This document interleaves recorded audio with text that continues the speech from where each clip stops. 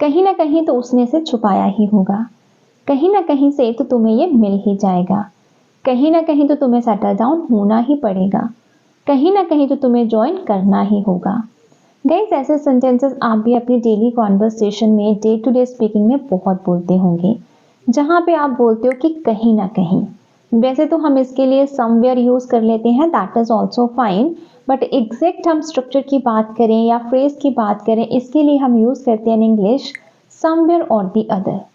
Somewhere और the other इसका मतलब होता है कहीं ना कहीं। सेंटेंसेस में अगर हम इस स्ट्रक्चर को यूज करने की बात करें तो सबसे पहले आप सेंटेंस यूज कर लोगे जो भी आप बोलना चाहते हो, और फिर आप यूज कर लोगे समवेयर और दी अदर, और उसके बाद अगर आप कोई एक्स्ट्रा पार्ट यूज करना चाहते हो, अदर वर्ड्स यूज करना चाहते हो, तो आप वो भी कर सकते हो। सबसे पहले सेंटेंस, देन समवेयर और दी अदर, उसके बाद एक्स्ट्रा पार्ट अगर आपके सेंटेंस में है तो आप यूज कर लोगे। जैसे एग्जाम्पल्स की हेल्प से समझें।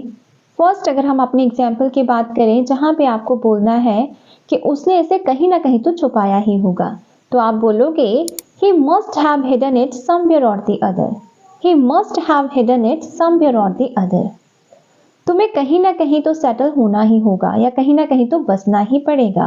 You'll have to settle down somewhere or the other. You'll have to settle down somewhere or the other. तुम्हें कहीं ना कहीं से तो ये मिल ही जाएगा। You'll get it from somewhere or the other. You'll get it from somewhere or the other. तुम्हें कहीं ना कहीं तो अर्निंग के लिए ज्वाइन करना ही होगा या करना ही पड़ेगा। You'll have to join somewhere or the other for earning. You'll have to join somewhere or the other for earning.